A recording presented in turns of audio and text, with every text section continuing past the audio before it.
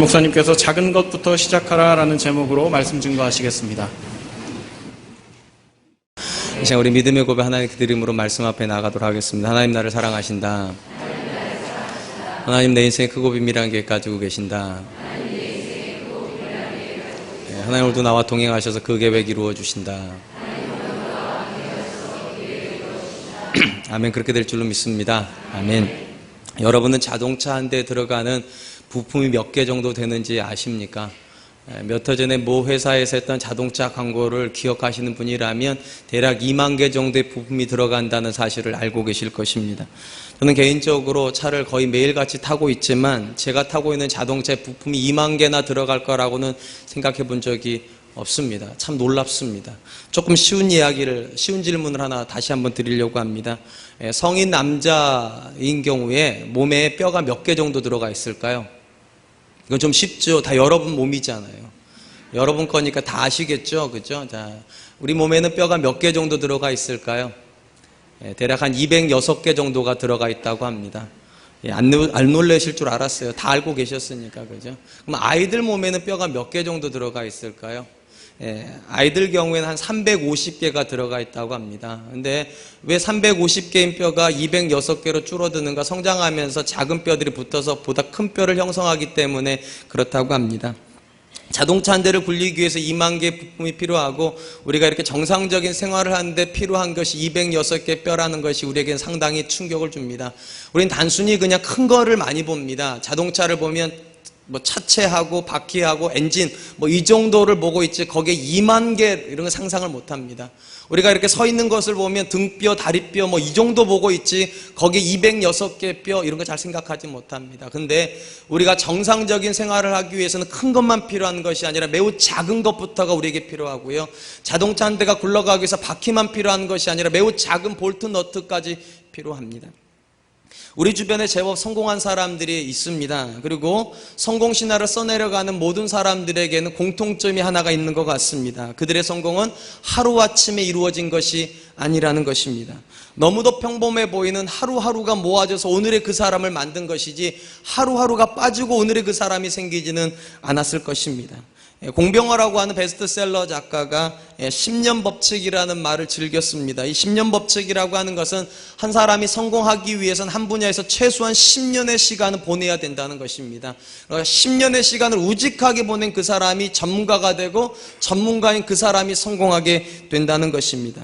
이분 역시 한 사람의 성공은 하루아침에 만들어진 것이 아니라 오랜 시간 세월을 두고서 시간이 축적되어진 결과라고 보고 있는 것이 틀림이 없습니다. 근데 문제는 현재를 살아가는 사람들에게 가장 큰 병이 있는데 그것이 조급증이라고 하는 병입니다. 심지어 우리는 에스컬레이터를 타고 있으면 자동으로 올라가는 그 길에서도 우리는 참지 못하고 걷기도 하고 뛰기도 하지 않겠습니까? 이렇게 조급함이 병처럼 들어가 있는 사람에게는 하루하루라는 것이 견딜 수 없는 시간입니다. 그래서 어떻게 하고 싶은 걸 뛰어넘고 싶어 합니다. 하루하루가 아닌 미래를 만들고 싶어요. 우리가 흔히 그런 말 하잖아요. 한 방에 해결하고 싶다고. 최근에 제가 우리 아이들, 특별히 유학 갔다가 온 아이들의 모습을 보면서 조금 놀란 경험이 몇 가지가 있습니다. 여러분, 미국에서 유학을 하고 있다 방학 때 돌아와서 뭐 하는지 혹시 아십니까? 학원 다닙니다. 어느 학원 다니는 줄 아십니까? 영어 학원 다닙니다. 참 이상한 일이죠. 미국 가가지고 영어 배워야지 한국 가서 영어를 배워요? 한국에서 학원 다니면서 SAT며 토플을 배웁니다. 왜 그렇게 할까요? 그게 빠르기 때문입니다. 다른 사람이 하루 이렇게 만들어가는 거를요, 이 학원에서요, 하루에 그냥 해결해줘요. 그러니까 몇 년을 배울 것을 1년 만에도 축성으로도 만들어주고 1년을 배울 것을 한 달 만에도 해결해주고 우리나라 한국 기술은 좀 그렇습니다. 우리는 한 방을 매우 좋아합니다. 그래서 대한민국에 참 유난히 학원이 많아요. 다른 사람이 더디게 하루하루 쌓아가는 것을 우리는 빨리 가게 만드는데 특별한 은사가 있습니다. 물론 이렇게 해가지고 다른 사람보다 좀 더 빨리 갈 수 있는 거 맞습니다. 근데 이런 것이 습관이 되면 땀을 흘리는데 익숙해지지 않게 됩니다. 여러분, 땀을 흘리지 않기 시작하면 다른 사람이 도와줄 수 있는 지점까지는 갈 수 있을지 몰라도 그 이상을 못 가게 됩니다. 여러분, 다른 사람이 도와줘서 갈 수 있는 부분에는 한계가 있습니다. 어느 수준까지밖에 못 갑니다. 그리고 우리가 꿈꾸는 지점은 언제나 그 사람이 도와줄 수 없는 지점에 있습니다. 그러니까 여기 부분, 다른 사람이 도와줄 수 없는 이 부분에 갈 때 반드시 땀이 필요하고 반드시 시간이 필요한데요, 다른 사람의 도움을 받아가지고 그 지점까지 온 사람은요, 그 다음 부분을 가려고 하질 않는다는 거예요. 그 다음 부분에도 누가 도와줄 것처럼 생각을 해요. 그래서 우리나라에서는요, 평범하게 성공한 사람은 존재해도 비범하게 성공한 사람이 드뭅니다. 왜냐하면 너무 한 방을 좋아하기 때문에요. 차곡차곡 쌓아 올라가가지고 올라가야 되는 지점이 있는데 이 차곡차곡 쌓는 부분을 우리는 자꾸만 놓치려고 빼버리고 한 방으로 큰 걸 한 번에 집어넣으려고 하는 경향이 있기 때문입니다. 그렇다면 여러분, 믿음의 영역은 어떻게 생각하십니까? 차곡차곡 쌓아 올려가야 되는 걸까요? 아니면 한 방에 될까요? 많은 분들이 믿음을 쉽게 생각하는 경향이 있습니다. 한 방에 되는 것처럼. 좋은 교회 만나고 좋은 목사님 만나면 믿음이 갑자기 생길 것처럼. 그리고 우리 아이들이 고등학교 때까지 좋은 학교 가고 대학교 가서 청년부 활동하면 믿음이 갑자기 생길 것처럼 쉽게 생각합니다. 근데 여러분, 그건 오해입니다. 여러분, 실력보다 더 어려운 게 믿음인 거 아십니까? 실력보다 쌓기가 훨씬 어려운 게 믿음입니다. 여러분, 아브라함이 자기 아들 이삭을 하나님께 드리기까지 몇 년 걸렸는 줄 아십니까? 하나님께서 내가 이제야 나를 경외하는 줄 알겠다고 말하는 그 믿음이 정말로 하나님 앞에 그럴듯할 때까지 몇 년 걸렸을까요? 최소 40년입니다. 최소 40년 이상의 시간이 필요했어요. 야곱이 아버지 속이고 형 속이고 그리고 외삼촌 속이면서 자기 인생을 자기 마음대로 살다가 자기 인생을 하나님께 드리는 사람으로 거듭나는 데까지, 그 믿음까지 도착할 때까지 몇 년 걸렸는 줄 아십니까? 20년입니다. 요셉이요, 자기를 애굽에다 팔았던 형들을 용서하는 데까지, 그 믿음까지 자라는 데까지 몇 년 걸렸는 줄 아십니까? 22년입니다. 신약으로 조금 짧은 얘기 한번 해보죠. 바울이 다메섹 도상에서 사울에서 바울로 거듭나지 않습니까? 그리고 이 바울이 어느 날 이렇게 고백을 해요. 나의 나 된 것은 오직 하나님의 은혜로 된 것이다. 여러분, 이 고백을 하는 데까지 몇 년 걸렸는 줄 아십니까? 다메섹에서부터 대략 15년 정도 걸렸습니다. 15년에서 10년 사가이에요. 그러니까 여러분, 이렇게 놓고 보니까 성경에서 한 사람이 믿음이 성숙해지는데 최소 시간은 10년이에요. 그러니까 절대로 쉽지가 않아요. 근데 어쩐 일인지 모르게 우리는 자꾸만 믿음을 되게 쉽게 생각합니다. 금방 가질 수 있는 것처럼. 내가 마음만 작심만 하면, 내가 마음을 결심 안 해서 그렇지 작심만 하면 믿음 가질 수 있을 것처럼 천만의 만만의 말씀입니다. 그렇게 쉬운 거였으면 하나님께서 믿음을 귀하게 여기시지도 않았습니다. 그렇게 쉬운 거였으면 예수님께서 이렇게 말씀하지도 않으셨어요. 누가복음 18장 8절. 그러나 인자가 올 때에 세상에서 믿음을 보겠느냐. 예수님께서 이 땅에 다시 오실 때 가장 희귀한 게 있다는 거예요. 가장 희귀한 게 뭐냐? 믿음이 가장 희귀할 거라는 거예요. 그 정도로 믿음 갖기가 쉽지가 않다. 제가 이렇게 아무리 말을 해도 여러분들 그렇게 생각하지 않으시죠? 내가 기도원 가가지고 소나무 함부로 뽑으면 믿음 생기는 거지 뭐 그까짓 거 뭐. 금식 좀 하고 금요철화 좀 하고 성경 좀 읽으면 믿음 생기는 거지. 절대로 그렇지 않아요. 여러분, 성경적으로 볼 때 실력보다 어려운 게 믿음이에요. 차라리 하나님께서 우리한테요, 스카이 학위증 가져오면 천국 보내줄게, 이게 쉬워요. 사실은요, 우리 결심 안 해서 못 간 거잖아요. 그까짓 거 결심하면 가는 거 아니에요. 우리가 정말 작정하고 안 덤벼들여서 그거 못 딴 거지, 작정하면 이 자리에 못 할 사람 별로 없어요. 근데 여러분, 작정해도 안 되는 게 믿음이에요. 여러분, 성경에서 하나님께서 한 사람을 쓰실 때 무엇 보고 쓰십니까? 믿음 보고 쓰세요. 실력 보고 쓰지 않아요. 아무리 실력이 없어도요, 믿음이 있으면 믿음이 더 큰 가치이기 때문에 믿음 보고 실력 주세요. 근데 여러분, 하나님 절대로 못 쓰는 사람이 있어요. 아무리 실력이 좋아도 믿음 없으면 못 쓰세요. 왜냐하면 믿음이 더 어렵기 때문에요. 여러분, 요셉이 어떻게 해서 애굽의 총리가 되었습니까? 그가 실력이 있었기 때문입니까? 믿음이 있었기 때문입니까? 믿음이 있었기 때문입니다. 믿음이 실력보다 위에요. 여러분, 사울이 왜 하나님께 버림받았습니까? 그가 실력이 없었기 때문입니까? 믿음이 없었기 때문입니까? 믿음이 없었기 때문입니다. 여러분, 성경 분명히 말을 합니다. 내게 능력 주시는 자 안에서, 쉽게 말하면 믿음이 들어가면은요, 실력은 공급이 된다는 겁니다. 왜냐하면 믿음이 훨씬 큰 가치이니까. 근데 우리는 그렇게 생각하지 않아요. 실력이 훨씬 큰 가치라고 생각합니다. 그리고 믿음은 그 하위에 들어가 있는 것처럼, 실력 가지고 나서 믿음 가져도 되는 것처럼, 절대로 성경은 그렇게 말하지 않아요. 믿음이 훨씬 어려워요. 그리고 믿음이 훨씬 높은 가치예요. 그냥 궁금한 건 이겁니다. 왜 우리가 그 믿음에 도달하지 못할까요? 저는 우리 본문 말씀을 통하여서 하나님께서 기뻐하시는 믿음의 본질이 무엇인지, 특별히 다윗이 붙잡고 있었던 믿음이 크게 세 가지 정도가 보입니다. 이곳에서 그가 붙잡고 있는 믿음과 우리가 붙잡고 있는 믿음이 어떤 차이가 있는지를 다시 한번 점검하고 우리의 믿음을 다시 한번 하나님께 기뻐하시는 수준까지 올리려고 하는 그런 결심이 있는 이 아침 되었으면 좋겠습니다. 오늘 우리가 읽은 이 본문 말씀은 우리가 너무 잘 아는 이야기입니다. 다윗이 이스라엘에 공식적으로 등장하는 사건을 기록하고 있습니다. 골리앗을 대면하는 장면이죠. 이 본문의 배경은 이렇습니다. 이새에게 아들이 있었는데 그 아들 중에 3명이 전쟁에 차출이 되었습니다. 사울과 함께 전쟁에 나갔고 아버지 이새가 다윗을 보냅니다. 형들의 안부가 궁금해가지고 가서 형들이 잘 지내고 있는지 보고 와라. 그리고 뭘 좀 가지고 와라. 형들이 안전하다는 증거물을 좀 가지고 와라. 다윗이 한 걸음에 달려가지고 형들이 블레셋과 전쟁하고 있었던 전쟁터에 도착했습니다. 그리고 형들에게 안부를 전했는데 전하는 순간에 눈에 들어온 것이 있었습니다. 웬 큰 사람이 저 건너편에서 나오는 것이었습니다. 그리고 하는 이야기가 가관이었습니다. 이스라엘을 모독합니다. 거기까지는 괜찮아요. 근데 하나님을 모독을 합니다. 그때 다윗이 순간 놀랐어요. 왜냐하면 그 사람이 하는 말도 놀라웠지만 그 말을 듣고 있는 이스라엘 중에 누구 한 사람 나가는 사람이 없다는 거예요. 그런 말을 들으면, 신성을 모독하는 말을 들으면 나가서 덤벼야 되는데, 싸워야 되는데 누구 한 사람 나가지를 않아요. 아마 그것이 다윗에게 가장 큰 충격이었을 것입니다. 아무도 안 나가니까 다윗이 나가기로 결정합니다. 내가 싸우겠다고, 내가 저 사람을 하나님 앞에서 심판하겠다고. 형들이 비웃습니다. 주변 사람들이 비웃습니다. 근데 다윗이 생각을 꺾지를 않아요.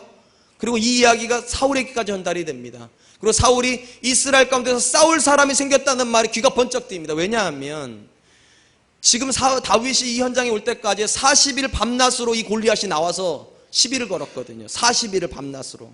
아무도 나가서 싸우지 않겠다고 그랬는데 한 사람이 나왔다고 그러니까 이 사울이 얼마나 큰 기대가 있었겠습니까? 드디어 자리가 마련이 되었고 사울 앞에 다윗이 왔습니다. 근데 한순간 사울의 얼굴이 실망감으로 가득했던 것 같아요. 그러겠죠. 웬 대단한 사람이 나왔나 싶었는데 어린 소년이 얼마나 낙심이 되었겠어요. 그리고 그 얼굴을 읽었던 다윗이 이렇게 말을 합니다. 32절에 다윗이 사울에게 말하되 그로 말미암아 사람이 낙심하지 말 것이라 주의 종이 가서 저 블레셋 사람과 싸우리이다. 다윗이 알았어요. 사울이 지금 낙심하고 있다는 것을요.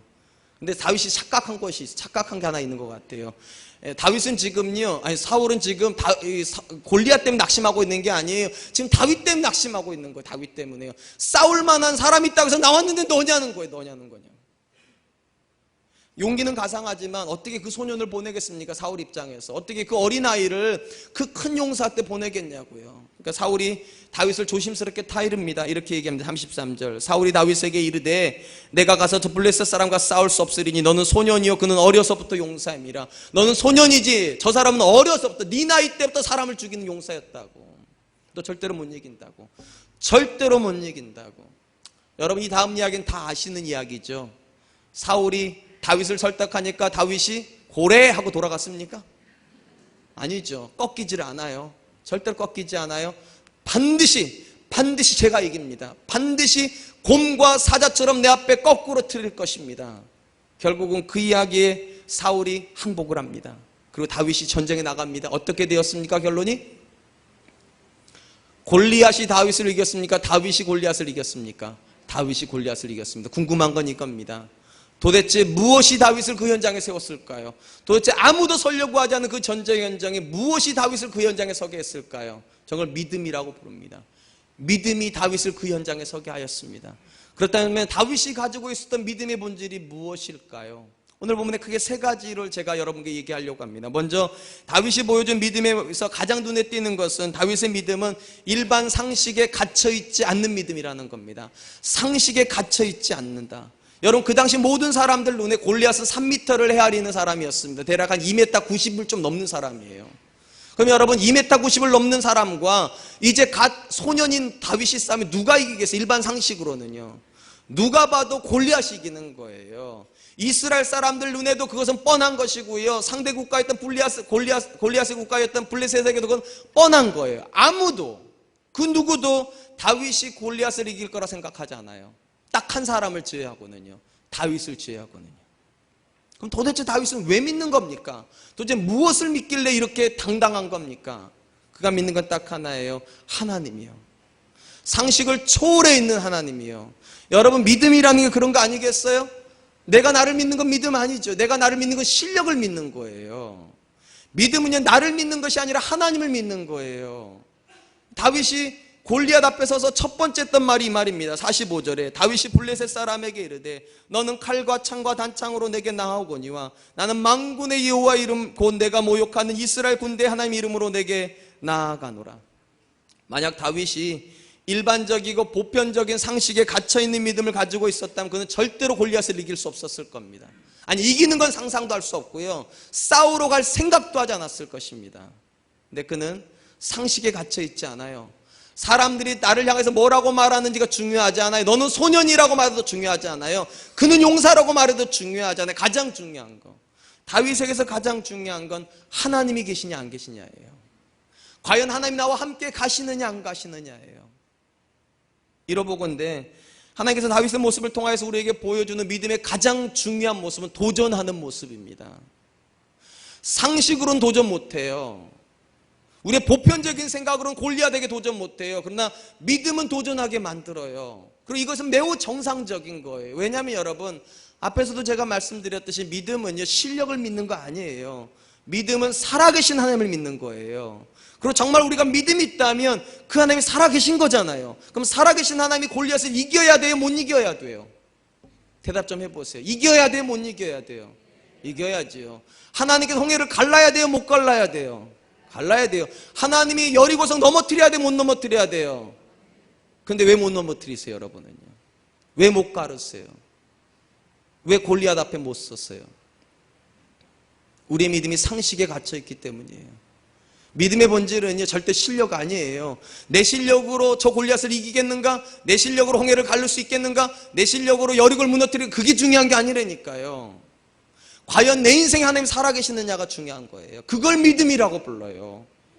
히브리 기자가 이렇게 말을 합니다. 히브리서 11장 6절, 믿음이 없이는 하나님을 기쁘시게 못하나니 하나님께 나아가는 자는 반드시 그가 계신 것과, 첫 번째 그게 살아계시다는 걸 믿어야 된다. 계신 것과 또한 그가 자기를 찾는 자들에게 상 주시는 자이심을 믿어야 할지니라.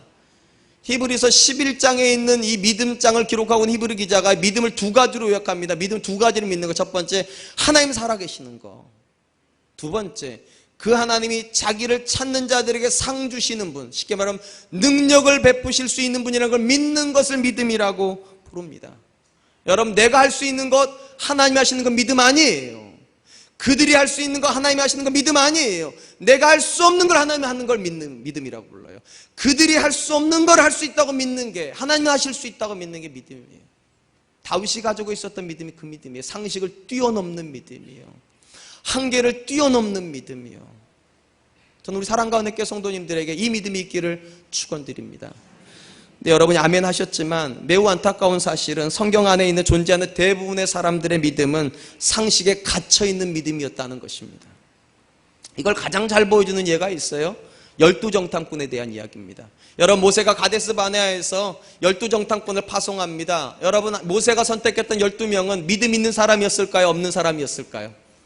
이스라엘 땅에서 가장 믿음 좋은 사람들이었습니다. 리더로 세울 법한 사람 12명을 뽑은 거, 그 중에 하나가 여호수아잖아요. 민족의 지도자가 될 사람이에요. 그러니까 믿음 있는 사람을 각 지파에서 뽑은 거예요. 가장 믿음 좋은 사람들을. 그래서 그들을 40일간 파송을 했습니다. 돌아옵니다. 10명의 파수꾼, 갈렙과 여호수아를 제한 10명의 파수꾼이 와서 한 보고가 무엇입니까? 이런 내용이었습니다. 그 땅은 매우 좋다는 것이었어요. 여기까지 매우 좋아요. 그 다음에 벗이 나와요. 그러나 그 땅의 성은 높고 그 땅의 백성은 너무 크다는 거예요. 안악자손이 있다고, 거인 족속이 있다고. 그들이 사람이라면 우리는 뭐라고요? 메뚜기라고. 못 이긴다고. 여러분, 이 보고에서 여러분 뭘 느끼십니까? 지극히 상식적인 이야기만 보여요. 그들은 자기가 본 이야기를 합니다. 자기가 들은 이야기를 합니다. 거기 어디에도 하나님 계시지 않아요. 거기 어디에도 하나님 들어가 있지 않아요. 이 이야기를 듣고 있었던 갈렙과 여호수아가 화가 났습니다. 왜냐하면 그들의 보고가 정당하지 않아요. 왜냐하면 그들의 보고에 하나님 계시지 않으니까. 갈렙과 여호수아가 이렇게 얘기를 합니다. 민수기 14장 6절로 9절. 그 땅을 정탐한 자 중에 눈의 아들 여호수아와 여분네 아들 갈렙이 자기들 옷을 찢고 이스라엘 자손의 온 회중에게 말하여 이르되 우리가 두루다니며 정탐한 땅은 심히 아름다운 땅이라. 여기까지 똑같아요. 심히 아름다운 땅이라. 그 다음에 중요해요. 여호와께서 우리를 기뻐하시면. 그들의 고백 속에는 하나님 들어가 있어요. 그들이 보았던 거에는 하나님이 계셨다고요. 여호와께서 우리를 기뻐하시면 우리를 그 땅으로 인도하여 들이시며 그 땅을 우리에게 주시리라. 이는 과연 적과 꿀이 흐르는 땅이니라. 다만 여호와를 거역하지 말라. 또 그 땅 백성을 두려워하지 말라. 그들은 우리의 먹이라. 그들의 보호자는 그들에게서 떠났고 여호와는 우리와 함께 하시느니라. 그들을 두려워하지 말라. 여러분, 10명의 정탐꾼과 이 갈렙과 여호수아의 차이가 무엇입니까? 본 곳에는 차이가 없어요. 똑같은 거 보았어요. 적과 꿀이 흐르는 땅이에요. 근데 뭐가 다른가? 관점이 달라요. 10명은요 자기 눈으로 봤어요. 자기 귀로 들었어요. 쉽게 말하면 자기 실력으로 봤다고요. 그리고 자기 실력으로 판단했어요. 우리 실력으로 저 성을 넘어뜨릴 수 있겠는가? 우리 실력으로 저 거인들과 싸울 수 있겠는가? 우리 실력으로 그 땅을 정복할 수 있겠는가? 안 된다는 거예요. 근데 갈렙과 여호수아는 무엇을 봅니까? 믿음으로 봅니다. 어떤 믿음이요? 하나님이란 전제를 가지고 하나님이 우리와 함께 하시면 저 성을 무너뜨릴 수 있겠는가? 할 수 있다는 거예요. 하나님 우리와 함께 하시면 저 안악 자손을 무너뜨릴 수 있겠는가? 할 수 있다는 거예요. 하나님 우리와 함께 하시면 가나안 땅을 다스릴 수 있겠는가? 할 수 있다는 거예요. 무엇이 믿음입니까? 많은 걸 보는 게 믿음입니까? 많은 걸 경험하는 게 믿음입니까? 아니, 합리적이고 상식적인 판단하는 것이 믿음입니까? 아니요. 아니요. 사울은 매우 합리적인 사람이었어요. 너는 소년이고 저는 용사라고 못 이긴다고. 10명의 정탐꾼도 매우 합리적인 사람들이었어요. 우리는 밥이고 저 사람들은 사람이라고. 우리는 메뚜기고 저 사람들은 사람이라고. 못 이긴다고. 믿음의 사람들이 하는 말은 무엇입니까? 아니라고요. 하나님이 우리와 함께 하시면 우리가 사람이고 저들은 밥이라고. 관점이 달라요. 관점이 달라요. 상식에 묶여 있었던 사람은 하나님을 보지 못합니다. 믿음의 눈이 하나님을 봅니다. 그럼 믿음의 눈이 하나님의 능력을 봅니다. 바울이 이렇게 말하잖아요. 내게 능력 주시는 자에서 내가 모든 것을 할 수 있느니라. 할 수 있거든이 무슨 말이냐? 믿는 자에게는 능치 못함이 없느니라.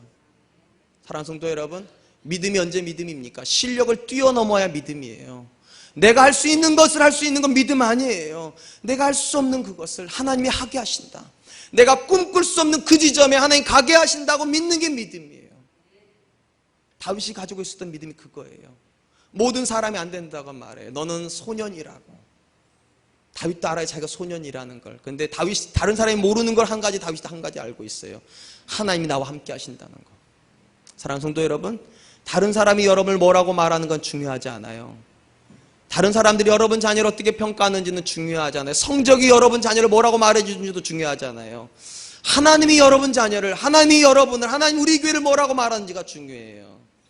하나님이 이렇게 말하신다면 힘을 내세요. 내가 너와 함께 하느니라. 여러분, 이 메시지가 믿음의 메시지예요. 하나님이 나와 함께 하신다는 메시지가 믿음의 메시지고, 그 메시지 앞에서 골리앗은 무너지는 거예요. 그 메시지 앞에서 홍해는 길을 여는 거예요. 그 메시지 앞에서 여리고는 무너지는 거예요.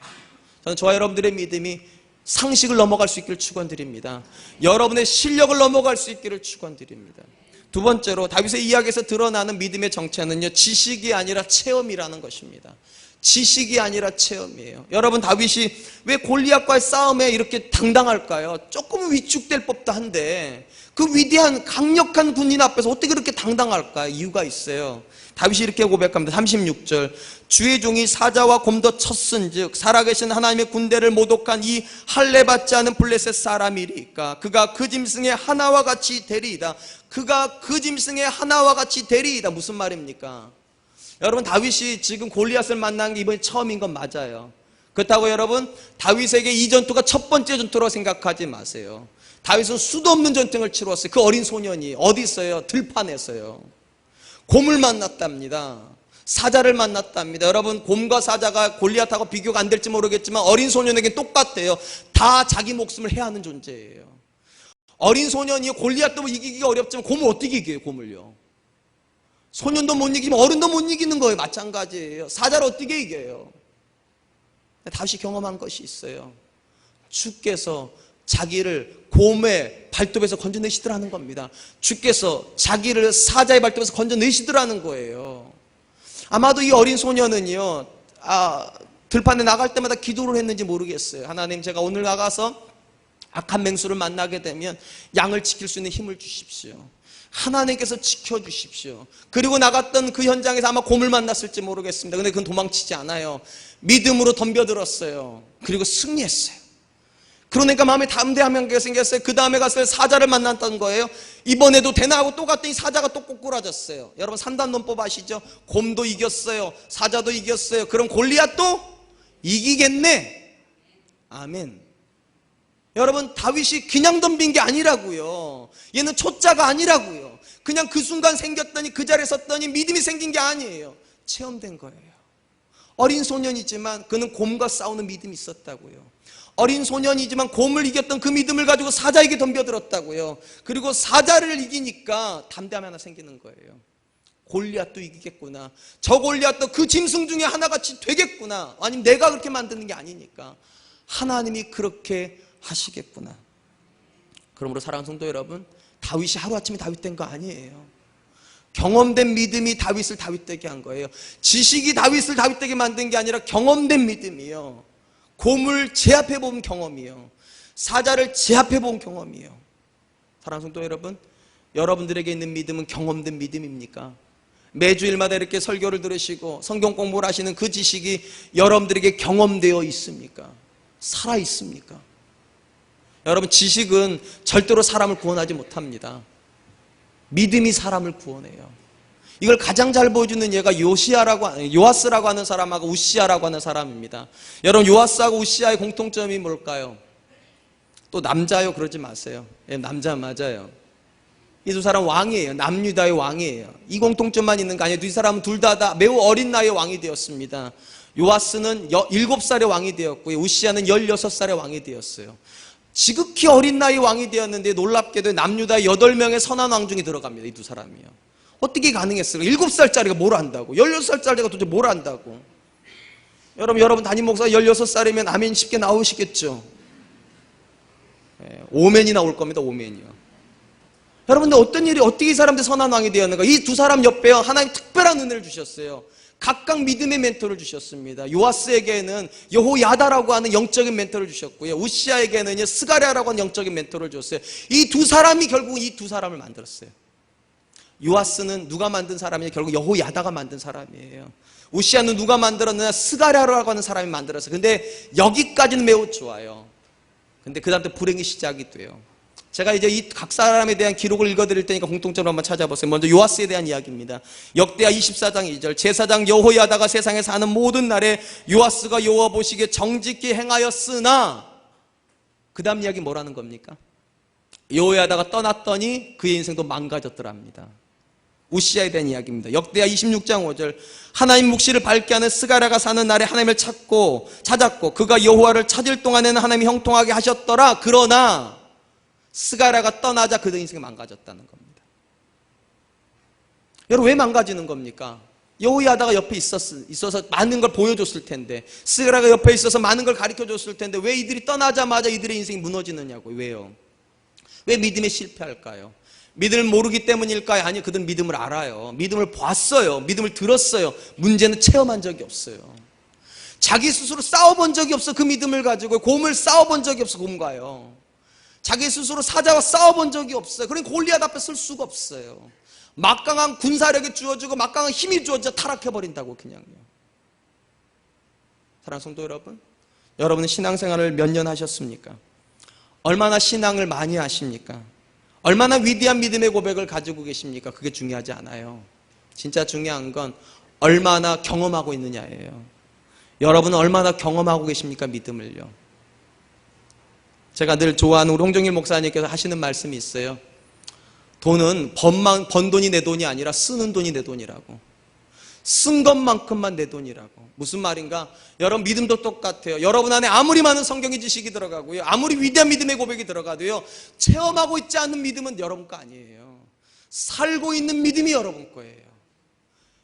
곰을 제압한 믿음이 다윗 거였고요, 그걸 기준으로 해가지고 사자에게 덤벼든 거고요, 그걸 또 기준으로 해가지고 골리앗에게 덤벼간 거예요. 사용한 믿음만 내 거예요.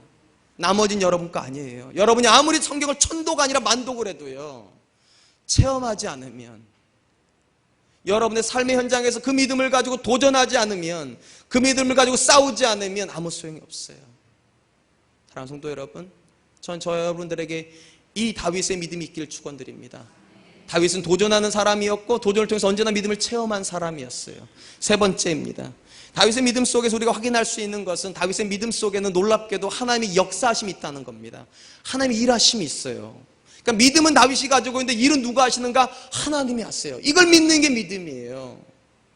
여러분, 사울이요 다윗을 설득하려고 그랬잖아요. 아무리 설득하려도 설득이 안 돼요. 그러니까 사울이 마지막으로 해준 게 무엇인가? 38절로 39절입니다. 이에 사울이 자기 군복을 다윗에게 입히고 노투구를 그의 머리에 씌우고 또 그에게 갑옷을 입힘에 다윗이 칼을 군복 위에 차고는 익숙하지 못함으로 시험적으로 걸어보다가 사울에게 말하되 익숙하지 못한 이것을 입고 가지 못하겠나이다 하고 곧 벗고. 여러분, 사울이 지금 다윗에게 군복을 입혀줬다고 벗겼다고 우리 쉽게 생각해요. 군복이 안 맞았나 보다. 이건 그렇게 쉬운 문제가 아니에요. 여러분, 이 당시에 군복의 개념이 무엇일까요? 이 당시에 칼의 개념이 무엇일까요? 이 당시에 전쟁을 하고 있었던 이스라엘 사람들에게 있어서 무장 상태를 보여주는 구절이 하나가 있습니다. 사무엘상 13장 22절입니다. 싸우는 날에 사울과 요나단과 함께한 백성의 손에는 칼이나 창이 없고 오직 사울과 그 아들 요나단에게만 있었더라. 이스라엘 땅에 칼 두 자루밖에 없었답니다. 사울 거, 요나단 거. 지금 그 중에 한 자루를 지금 누구한테 주는 겁니까? 다윗에게. 누구 거 줬을까요? 요나단 거죠, 당연히. 사울 거 너무 커서 못 드니까.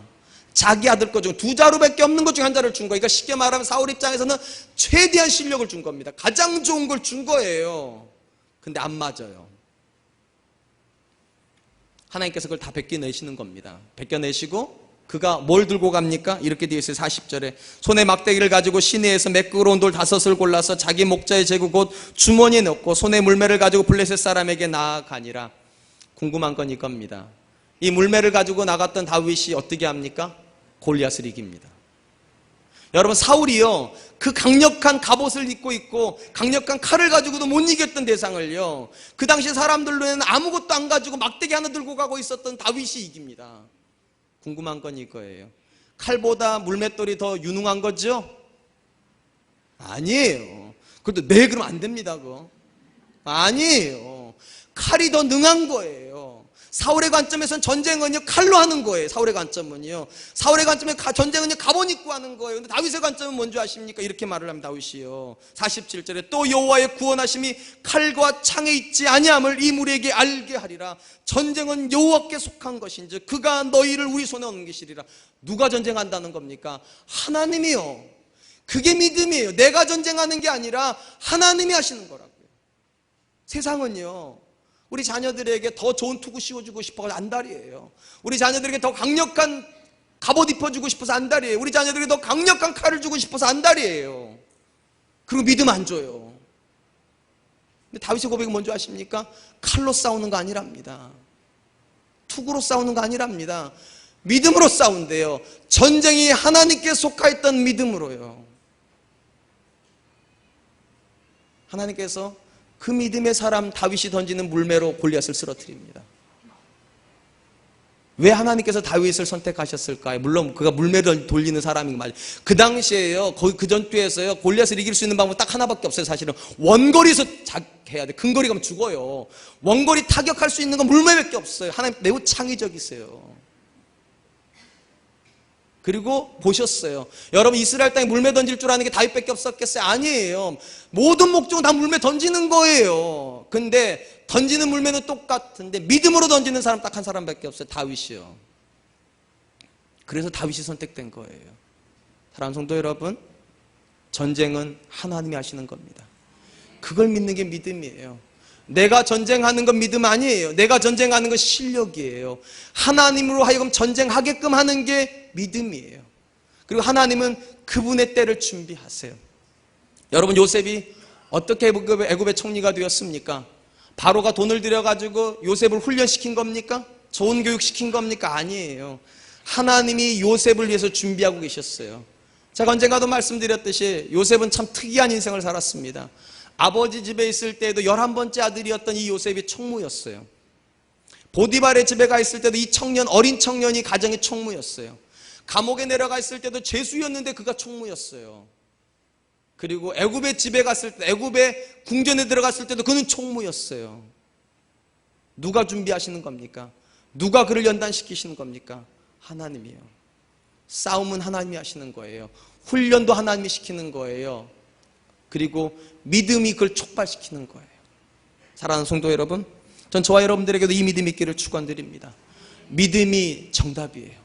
하나님께서 실력 있는 사람 찾지 않으세요.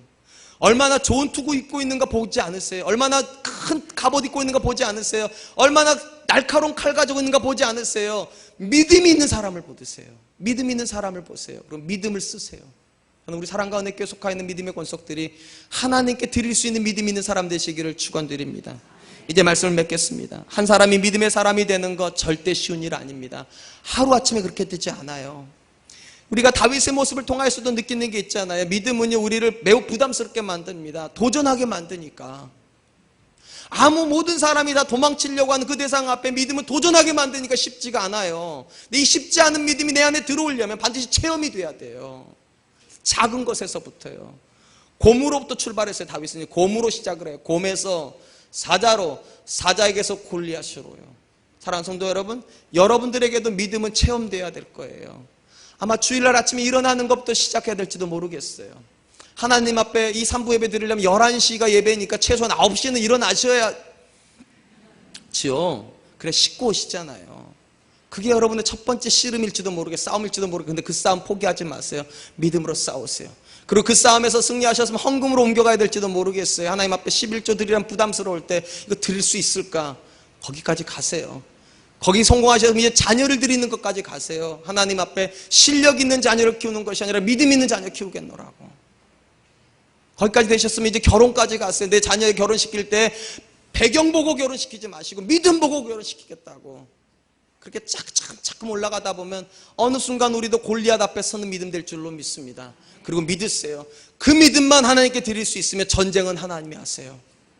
골리앗 앞에 설 정도의 믿음만 있으면 전쟁은 하나님이 하세요. 골리앗을 쓰러뜨려 주시는 이가 하나님이세요. 이번 한 주간 저는 저와 여러분들이 아주 작은 문제 앞에서 다시 한번 믿음으로 섰으면 좋겠습니다. 믿음으로 여러분의 성질을 이기세요. 믿음으로 여러분의 연약함을 이기세요. 믿음으로 여러분의 가정에 있는 문제를 이기세요. 그리고 기대하세요.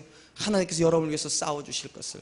이번 한 주간 믿음으로 사신 한 주간 되시길 주님의 이름으로 축원드리겠습니다. 이제 우리 하나님 앞에 찬양으로 나아갈 텐데요, 세상 흔들리고라는 찬양입니다. 세상은 늘 변합니다.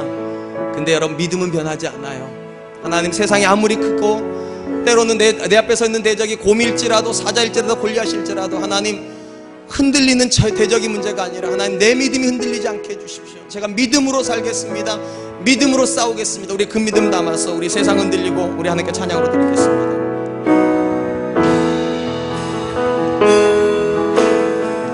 세상 흔들리고 사람들은 변하여도 나는 주를 섬기리. 주님의 사랑은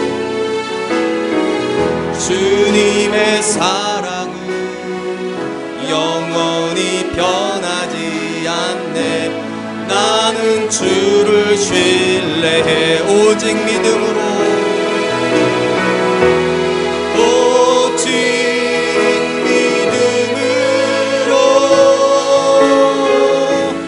믿음으로 내가 살리라. 오직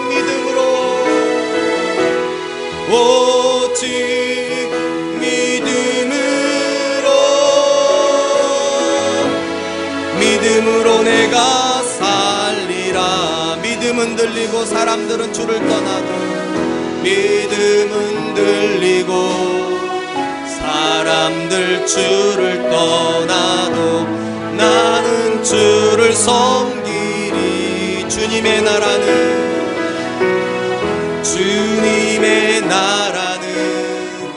영원히 쇠하지 않네. 나는 주를 신뢰해 오직 믿음으로, 오직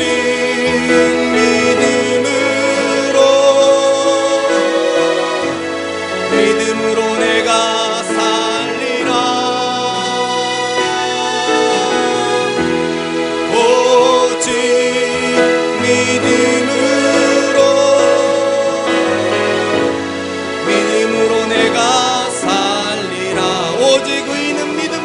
말미암아 살리라.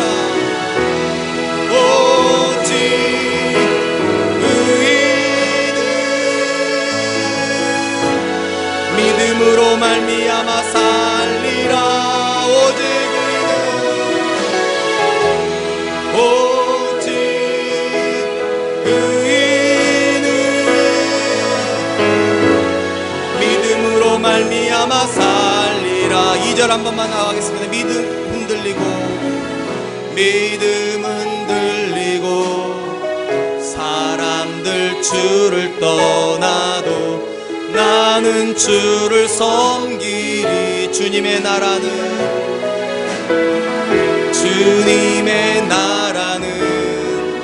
영원히 쇠하지 않네.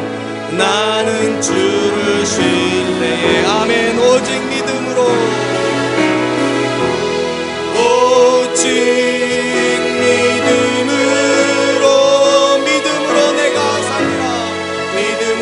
내가 살리라. 오직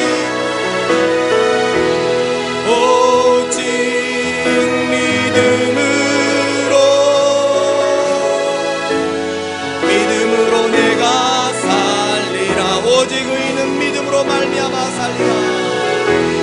오직 의인은 믿음으로 말미암아 살리라. 오직 의인은 믿음으로 말미암아 살리라.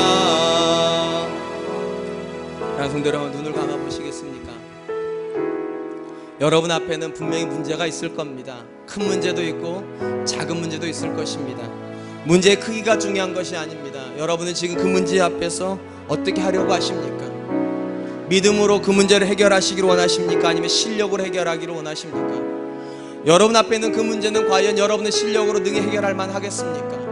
해결할 수 없기 때문에 좌절하시겠습니까? 아니면 해결할 수 없기 때문에 하나님 앞에 믿음으로 나오시겠습니까? 이 시간 하나님께 이렇게 기도합시다. 하나님, 저에게는 어떤 문제 속에서도 하나님 의인은 믿음으로 말미암아 살리라 하셨사오니 믿음으로 해결하게 하여 주시옵소서. 믿음으로 그 문제와 싸우게 하여 주시옵소서. 그리고 하나님, 다윗에게 주셨던 그 믿음의 고백을 우리에게도 주시옵소서. 내가 할 수 없지만 나와 함께 계신 하나님이 하실 수 있다는 그 믿음 가지고 도전하는 믿음 허락하여 주시옵소서. 그리고 하나님, 내가 도전을 통하여서 날마다 믿음을 체험하게 하여 주시옵소서. 곰과 싸우는 믿음에서 하나님의 사자와 싸우는 믿음으로, 사자와 싸우는 믿음에서 골리앗과 싸우는 믿음으로 하나님의 체험되어질 수 있도록 주님 도와주시옵소서. 그리고 하나님, 내가 하나님 앞에 믿음의 고백을 드릴 때 하나님께서 나를 위해서 싸우시는 것을 경험하게 하여 주시옵소서. 우리 가정을 위해서 싸우는 모습을 보게 하여 주시옵소서. 우리 교회를 위해서 일하고 계신 하나님을 만날 수 있도록 주님 도와주시옵소서. 우리에게 그 믿음을 달라고, 우리가 그 믿음 붙잡고 살겠노라고 우리 하나님께 기도하도록 하겠습니다. 기도하겠습니다.